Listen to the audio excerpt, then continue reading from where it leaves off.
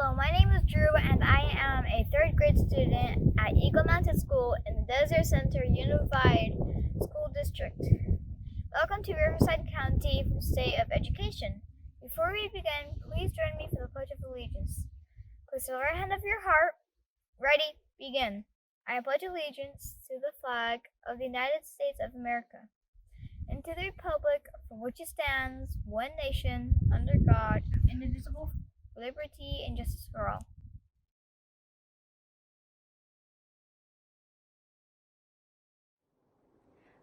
Oh, say, can you see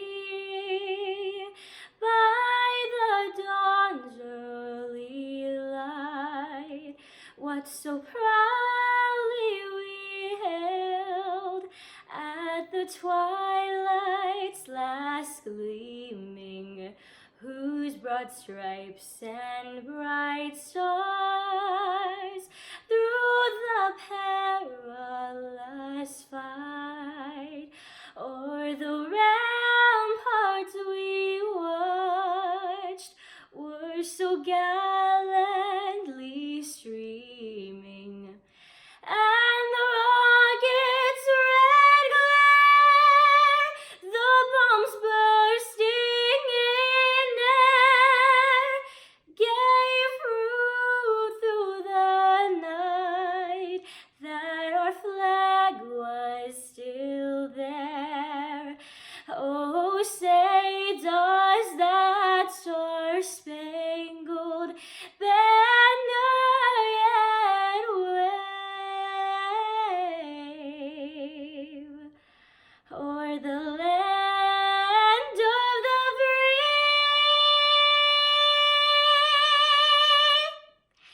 and the home of the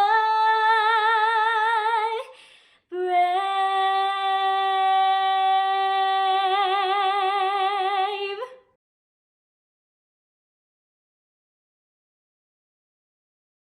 On behalf of the Riverside County Board of Education, welcome to the Riverside County State of Education Address. Although this last year has been challenging in many ways, it has led to opportunities for students, educators, and leaders who have chosen to rise to the occasion. Heroic efforts by school staff ensure that no students went hungry. That technology would not be a barrier to learning. and that education would not be denied as an inalienable student right, Thank you to classified staff members on the front line. who stepped up to the challenge to distribute food, laptops, and encouragement to all families. Thank you to the teachers who exhibited the power of lifelong learning to pivot to distance learning and ensure continuity of education. Thank you to the parents who stepped in to help their students succeed in learning from home While juggling their own personal health and professional responsibilities. as it was before the pandemic. Ensuring the safety of students, staff, and the community remains a top priority. As the opportunity to reopen schools becomes a reality in many communities, It is up to all of us to continue following the health and safety guidelines to prevent the spread of the disease. This is critical because the future of our county depends on the success of students in our schools today. In the next few minutes, you'll have a chance to learn about some of those award-winning students and educators and hear stories of inspiration and resilience from all 23 school districts in Riverside County. We encourage you to look for ways to get involved in shaping the future of the 430,000 students in our county's public school system. today's students are our future. Entrepreneurs, Nurses, Accountants Engineers, architects, and educators. we thank you for the participation. in the first virtual State of Education. Please join us in welcoming Riverside County Superintendent of Schools, Dr. Edwin Gomez. Thank you to the Riverside County Board of Education for that welcome. It is an honor for us to continue the tradition of leadership of working side by side with the 23 school districts in the county. I'd like to also express my gratitude to all of you who are joining us today to learn about the state of education in our greater Riverside community. Today, we will introduce talented students and excellent educators, and you will also learn about a few of our initiatives that we're focusing on at the County Office of Education. The goal of RCOE's programs and initiatives is to ensure that students continue to graduate from high school prepared for college, the workforce, and civic responsibility. So to begin, it would be difficult to assess the state of education without addressing the impact of this challenging pandemic. Although classrooms, school campuses, and parking lots may have appeared empty over the last year, teachers, administrators, and classified staff continue to provide a quality education through distance learning all across the county. I can tell you that in spite of the physical closures, the hopes and dreams of our students remain strong and steadfast. You see, educators from the cafeteria all the way to the attendance office rose to the occasion to keep alive the promise of education for our 430,000 students in Riverside County. Today, you will meet some of these excellent educators who are prepared to help students reclaim the power of education, and you will see how they bring hope for a brighter future. Here to introduce a few of them is Cindy Santiago, the valedictorian of the class of 2021 from New View Bridge Early College High School in the New View Union School District. Cindy. Thank you, Dr. Gomez. Hello, my name is Cindy Santiago, and I'm here to share some highlights from schools and districts around Riverside County. This year, schools and districts in Riverside County were honored for their excellence and innovation in education. Moreno Valley, Murrieta Valley, Riverside, and Corona Norco Unified were honored with Golden Bell Awards by the California School Boards Association. Schools in San Jacinto and Temecula Valley Unified were honored as Green Ribbon schools for their excellence in resource efficiency, health and wellness, and environmental and sustainability education. Last month, the National Post-Secondary Institute and Reach Higher announced the winners of the first ever Power of Hope Award. This award recognizes school districts that engage school counselors in leadership roles that effectively organize and implement college and career strategies. Only 6 districts in the nation qualified for this recognition, and half of them were from Riverside County. Congratulations to Alvord, San Jacinto, and Moreno Valley Unified School Districts for earning this prestigious award. The California Department of Education recently recognized 20 school districts in the state for ensuring that students were participating and engaging in distance learning. 7 of those districts were from Riverside County. They were honored for their best practices in solving tech issues, checking in with students and parents, and even making home visits to ensure students were participating in school. Raincross High School in Riverside Unified and Mountain View High School in San Jacinto Unified were named as Model Continuation High Schools by the California Department of Education. And just last month, schools in Hemet, Murrieta Valley, and Temecula Valley Unified were named as 2021 California Distinguished Schools. This has been a challenging year for all of us, but in every crisis, there are opportunities for heroes to rise. Many educators have stepped up this year and served students in new ways that most people may not ever see. For example, technology teams at school districts were stretched to the limit in the last year to keep schools functioning in a completely virtual environment. Not only did IT teams have to secure devices and networks to make distance learning possible, they had to support the shift of all district employees into work-from-home status. For Josh Lewis and his IT team at Jurupa Unified, it meant walking and driving neighborhood to neighborhood to test MiFi devices and seek out solutions for solving connection issues. Nutrition services teams in districts in Riverside County served millions of meals in grab-and-go styles through rain, wind, smoke, and extreme temperatures to make sure students never went hungry. A collaboration between the Nutrition Services and Transportation Services team in Palo Verde Unified led to a creative solution that benefited the entire community. Instead of school buses delivering students to school, Jesse Gutierrez and Steve Stiers found ways to flip the script and turn their bus routes into food delivery routes. When it came time for AP tests in the spring of 2020, many students were on the verge of seeing a whole year of preparation for their tests to go to waste due to lack of a reliable computer or internet coverage to take the online-only exams. Thanks to a grant from Growing Inland Achievement School counselors and district staff from Hemet Unified, Coachella Valley Unified, Murrieta Valley Unified, and others jumped into problem-solving mode with staff from the Riverside County Office of Education. They contacted students, identified the specific needs, rented and purchased devices, and delivered them to students just in time for their test, and then arranged for the devices to be rotated to another set of students for the next round of tests. Each year, a rigorous selection process leads to the selection of the Riverside County Teachers of the Year.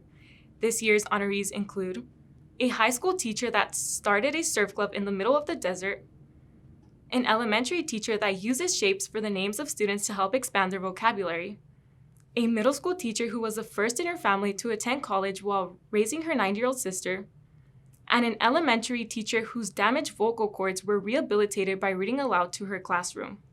For the 6th year in a row, a Riverside County teacher was selected as a State Teacher of the Year from among the more than 319,000 teachers in California. This year, 2 of the 5 California Teachers of the Year came from Riverside County. Congratulations to Keisha Brown and Allison Sear for being named 2021 California Teachers of the Year. It takes a team of people to ensure that learning can happen in the classroom with students and teachers, especially during a pandemic. Just last month, these school employees were honored in surprise visits with the news that they had been selected as 2021 Riverside County Educators of the Year, a school nurse, a Make It Happen administrator, a resourceful library assistant, a human resources go-getter, a collaborative principal, a team-oriented facility director, and a Go That Extra Mile counselor. On behalf of all the students in Riverside County, I'd like to thank all the parents, teachers, educators, and community leaders who supported us this year. Thank you for courageously persevering through unprecedented challenges to help us with our doubts, fears, and confusion. We will be forever grateful for your leadership in keeping us focused on our education. Thank you, Cindy, for celebrating the accomplishments of these schools in Riverside County. I'd like to take a moment to introduce to you a few of my initiatives as your county superintendent of schools. One of the initiatives that we're focusing on this year is on mental health. This pandemic has presented many challenges to students, educators, and parents. Children already coping with mental health conditions have been especially vulnerable to the changes brought forward as a result of schools being closed. Students have faced isolation and other unexpected changes to their lives. Over the last year, both students and adults have experienced higher rates of depression, anxiety, and self-harm. Therefore, mental health services and support are very important right now as schools reopen for in-person or hybrid instruction. School districts are also working towards addressing the needs of the whole student beyond the classroom, and we intend to come alongside them and support those efforts on a county-wide basis. This year, I convened a committee focused on addressing 3 areas: trauma-responsive practices, social and emotional learning, and universal design for learning. The committee met with the Riverside University Health System to create a partnership to provide free professional development to our districts and charter schools. The group held and recorded 3 separate trainings for educators, and more are planned throughout the year. In November, the first meeting of the Mental Health Task Force was held with the goal that every student in the county who needs mental health care would have access to equitable and high-quality services. An online mental health resource center was also launched on the RCOE website as an immediate response to the current level of need in Riverside County.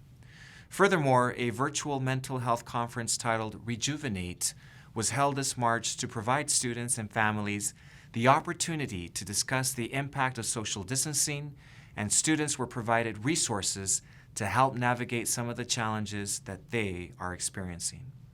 And so, we look forward to continuing our focus on the mental health of our students, families, and staff as schools return to in-person instruction. Let's hear a first-hand account from one of our students on this very important topic.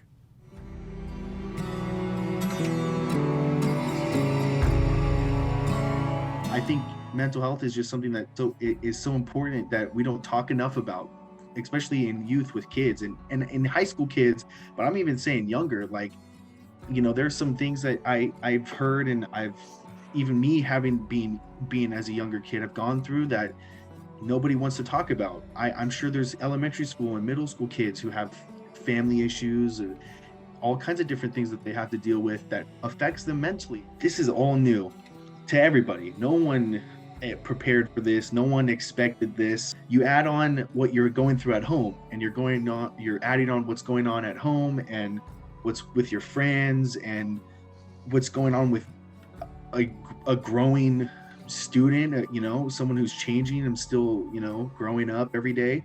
And then you add on the pandemic and online learning, and it just becomes this whole big thing of just constant stress, because there are so many kids who don't talk about their issues. There's so many kids who are scared to talk about their issues.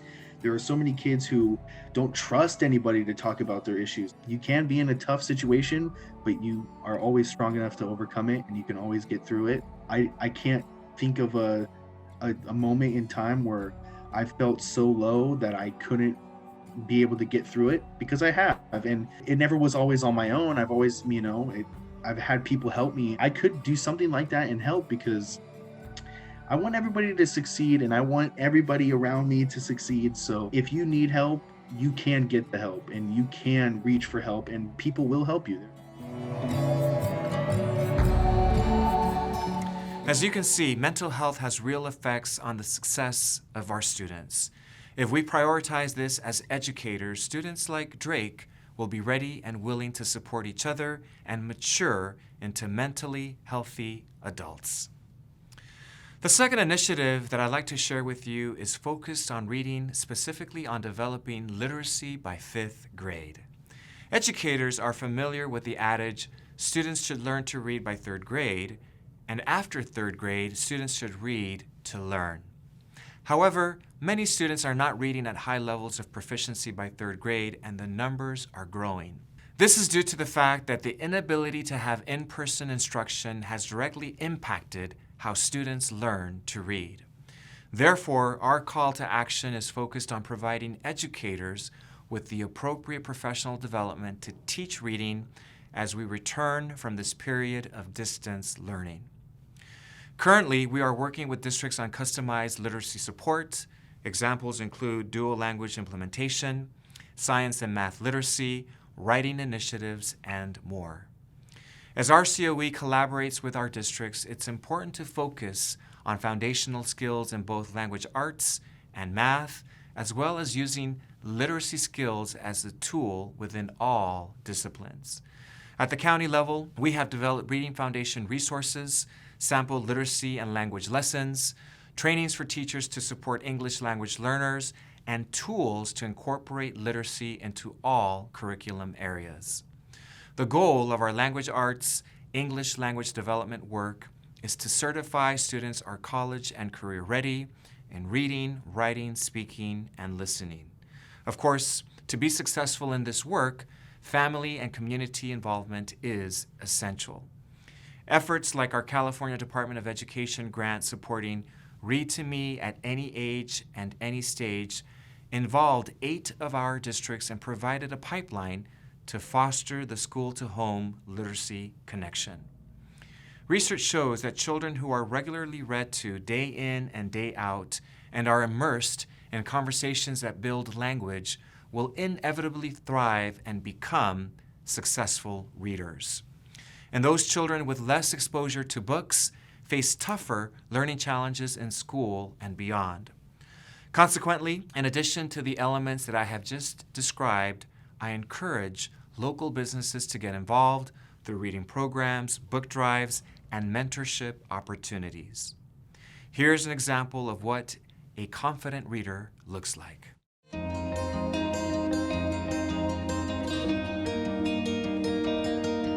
I enjoy reading because it's one of the many things in education that can make you smart, and it's very enjoyable. There's books for people who aren't as advanced, so they're having trouble reading. There's picture books, comic books. There's a lot of books for almost everyone. Being a good reader helps in math for word problems. So reading the question first and you have to answer it. So it helps in math with word problems. And then with science, you have to be able to read them.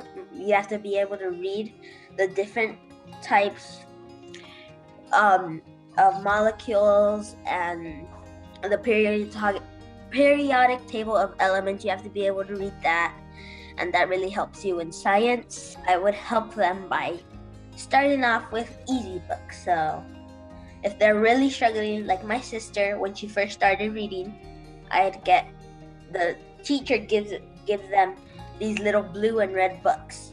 I start off with those. And then when she finishes them and she knows how to pronounce words, we're gonna go to first grade or kindergarten books. Whenever she's ready, we're gonna get her easy books, and then it's gonna get harder and harder. That way it encourages them, that way they get better in reading. I think reading is important because it gives you knowledge, and also it is very fun for everyone. It's a relaxing, nice way to spend your time.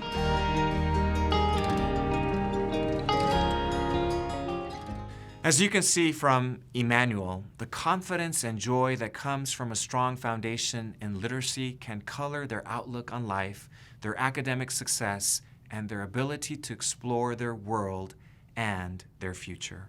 Another way that students can build their self-confidence and explore new horizons is through the expression of creativity and the arts. Over the last year, so many of our students have missed opportunities to showcase their talent and express themselves through performing in front of an audience. I'd like to take a moment and give the virtual stage to 3 students from Riverside County whose performances will remind you of the amazing talent that our students are ready to share with the world. Hi, my name is Christian Valdez Villa. I am in 12th grade. I am going to sing Let It Be, composed by the Beatles.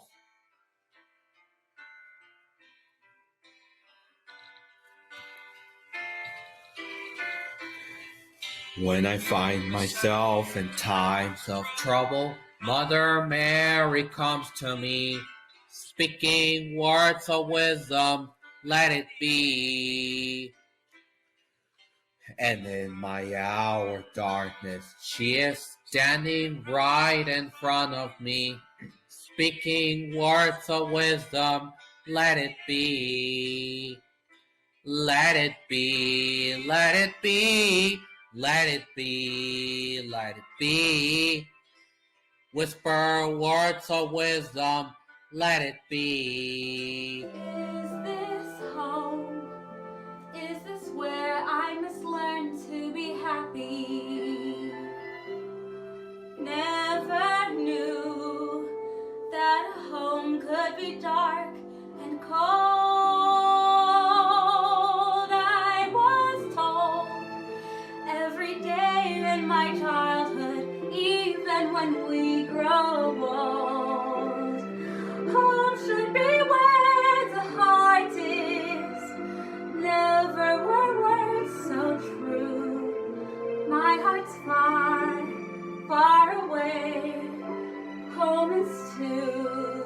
Share my life, take me for what I am, 'cause I'll never change all my colors for you.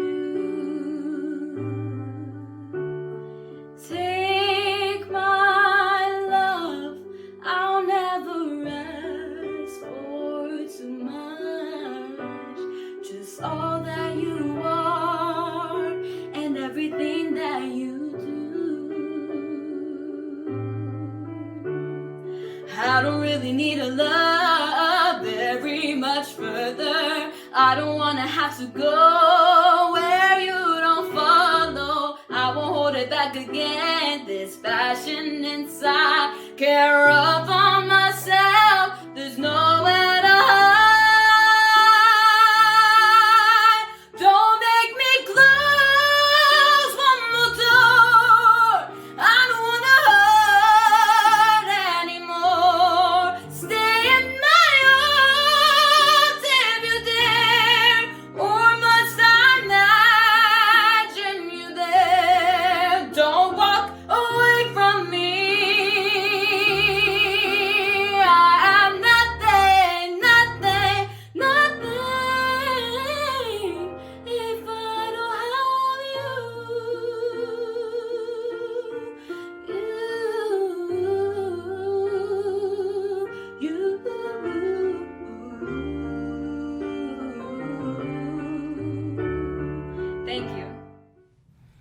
Thank you, Christian, Michelle, and Mariah, for sharing your musical gifts with all of us in those wonderful musical performances. When musicians are in tune with one another, they produce beautiful melodies. But when the band is out of sync with one another, when they lose appreciation for each other's unique talents, and as there might be a refusal to acknowledge it as a problem, then they can no longer make beautiful music together. In a sense, discriminatory practices do the same thing. They divide and generally prevent all students from having a harmonious educational experience. Developing anti-racism policies and practices in our schools is the focus of our third initiative at the Riverside County Office of Education. Right now, students are very mindful of the racial protests that have occurred throughout the nation. They are thinking about what they've seen on TV, the hatred, the fear, and the concern about the world that they're about to inherit. I believe as educators, it is our responsibility to promote anti-racism policies and practices. If we want all students to flourish, we have to root out inequities in our systems that prevent students from succeeding. I believe in leading by example, and all managers at the Riverside County Office of Education have already begun integrating the topic of anti-racism into our team meetings and our professional development sessions. And our Equity and Access team is working with leaders to address this issue with district leaders right here in Riverside County. Anti-racism practices can also be addressed through ethnic studies that expose students to the appreciation of other cultures, of other languages, and where students can understand the history of systemic racism and its origins. The State Board of Education is moving California forward in this area of ethnic studies after approving curriculum just last month. Let's hear a student's viewpoint on anti-racism from Esmeralda Leal Isidoro, a senior at Desert Mirage High School in the Coachella Valley Unified School District.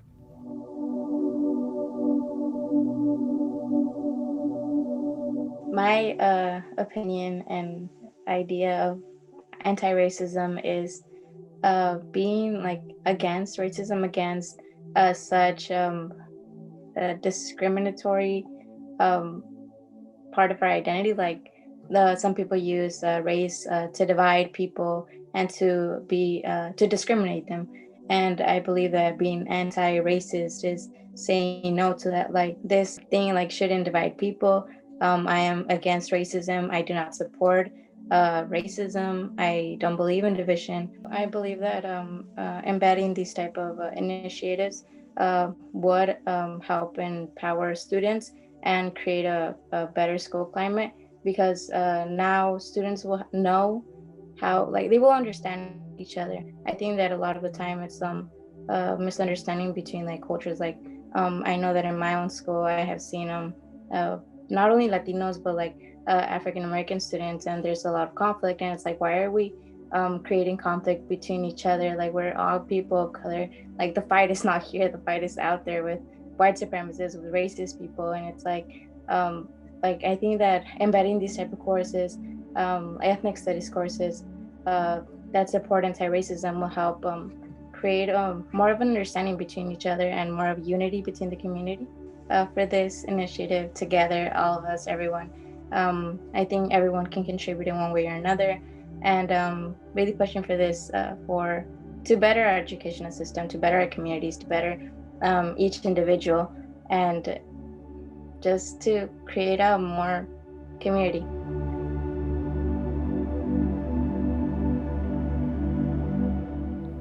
Thank you, Esmeralda, for that wonderful summary of ethnic studies and what it will take for all of us to contribute in one way or another. If we want an anti-racist world, it starts today with developing anti-racist students, schools, and systems. The final initiative that I'd like to introduce to you today is the topic of financial literacy. Too many students graduate from high school without a basic understanding of how to manage their money. And before they know it, they are deep in debt, and it will take them years to recover. I have a son at home who recently turned 16, and I wouldn't consider letting him get into the driver's seat of my car without going through the required driver's education courses, and logging, plenty of practice behind the wheel.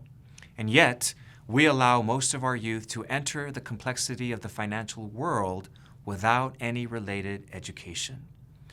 Entire industries of credit card companies and payday loan companies are just waiting for the next generation of financially illiterate individuals to prey upon.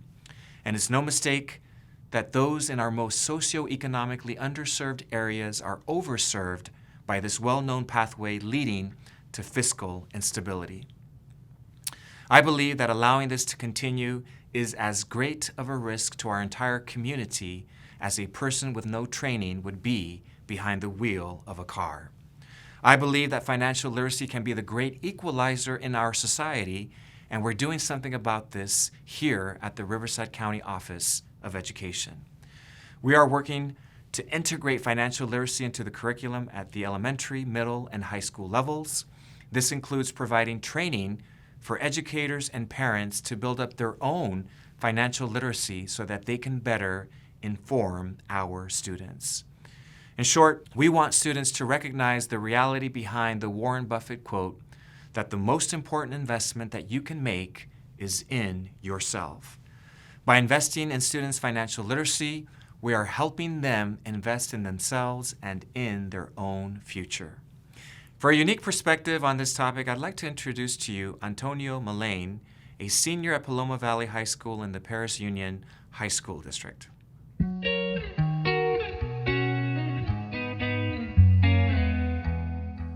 I was born disabled, and I was born with a predisposition that I will not be able to work. I will not be able to do anything. I have extra costs because of my disability.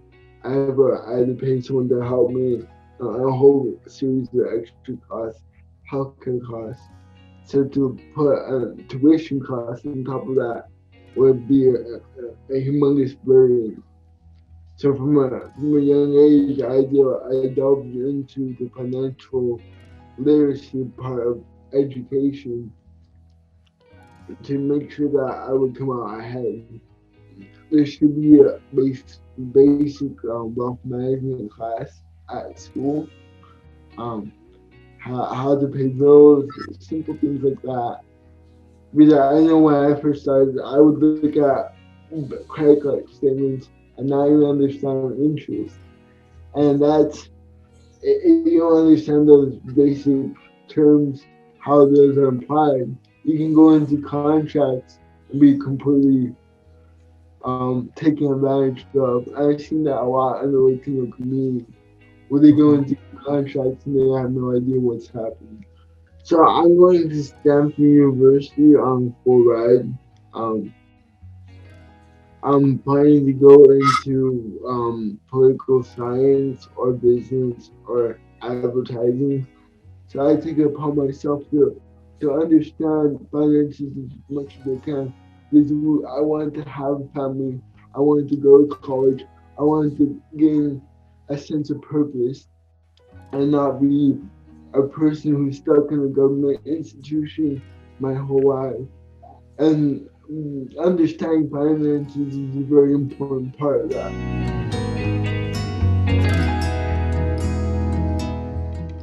Thank you, Antonio, and we wish you the best of luck next year at Stanford. Before we close, here are a few more student achievements to recognize from this academic year. To share these celebrations, we have Felicia Moore, an 8th grade student from Ethan A. Chase Middle School in the Romoland School District. Thank you, Dr. Gomez.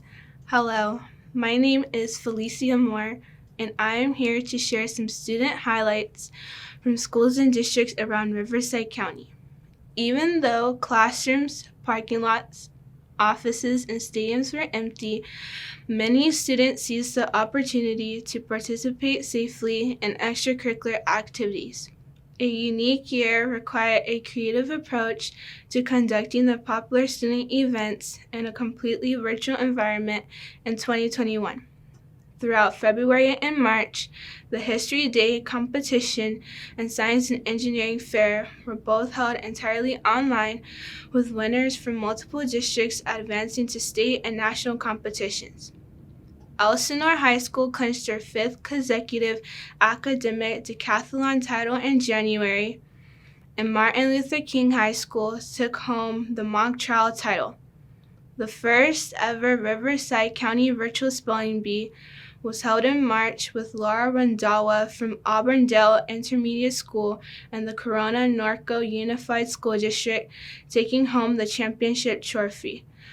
Laura will represent Riverside County at the Scripps National Spelling Bee in June.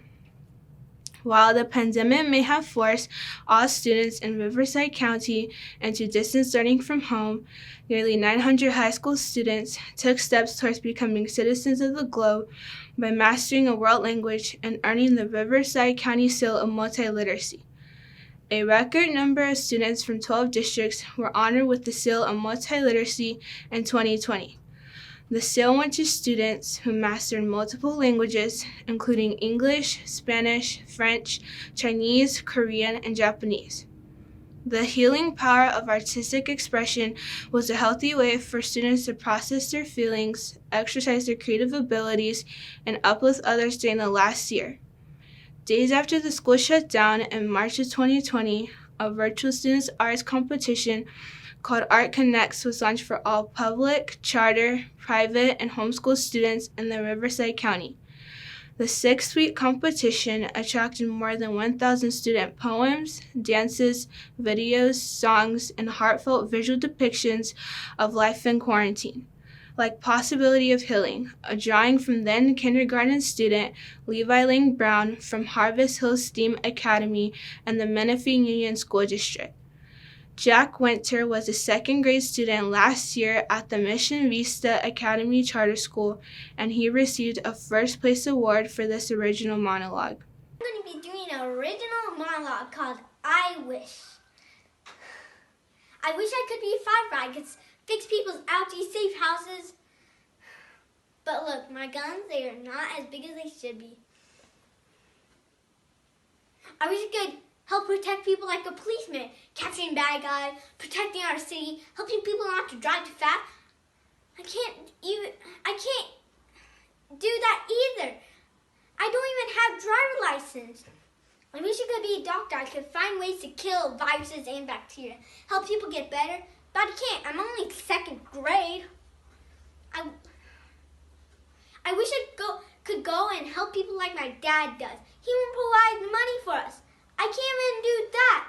I have no job. Well, I do, but I only get $3.50 a week.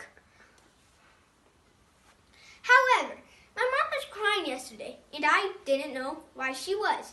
I was thinking of how I had nothing to help her. No muscles, no driver license, only 2nd grade knowledge, no money, well, just a few cents. But I realized that I had something she didn't. I knew that somehow everything was going to be okay. Everything always finds its way of being okay, so I went over to her and gave her the only thing I had, hope. Hope in the shape of the biggest hug I ever gave a person. Students have found ways to persevere and focus on a future beyond the challenges of last year. Zubin and Tenzin Carvalho attend Western Center Academy and the Hemet Unified School District. The brothers exercise their entrepreneur skills to support others by addressing the shortage of personal protective equipment for frontline workers in schools, hospitals, and all across the county. Using the 3D printing skills and equipment they learned about in school, they decided to start their own business called SoCal Face Shields for frontline workers. Fast forward almost a year later, and Zubin and Tenzin Carvalho's relentless drive has led to the production and donation of nearly 19,000 face shields and 2,000 anti-scratch safety glasses. Additional donations have led to investing those funds into additional 3D printers to expand their operations with other schools and districts. In December, the brothers were named winners of Cal State San Bernardino's Spirit of the Entrepreneur Award, the youngest award winners in the history of the event. On behalf of all 431,000 students in Riverside County, thank you for all you've done as parents, educators, and community leaders to help us succeed as students despite every challenge. Even when things seemed impossible, you never gave up on us, and we are thankful for all you've done for us and for our future. Thank you, Felicia, for joining us today and sharing some of the inspiring work of our students. As we come to the end of our time today, I hope that you're able to join me in recognizing that the state of education in Riverside County is strong. In the last year, we have certainly shared a sense of individual and collective loss of life, loss of community, loss of celebration. But in the midst of what we've lost, let's not lose sight of what we've gained. Over the last year, we've strengthened our resiliency and resolve to overcome barriers of disease, distance, divisiveness, and distractions to maintain an unshakable focus on serving students. What we've weathered together both individually and as an educational system has made us stronger and will pay dividends for many years to come. We've made tremendous progress in bridging the digital divide by finding a way to extend technology and internet access into the homes of students. We found ways to incorporate technology into the delivery system of education that will continue to benefit students. We've learned together that school is not simply the building or the classrooms. It's about equitably serving students. Thank you for your support of students in our schools, teachers in our classrooms, and the educational staff in our county.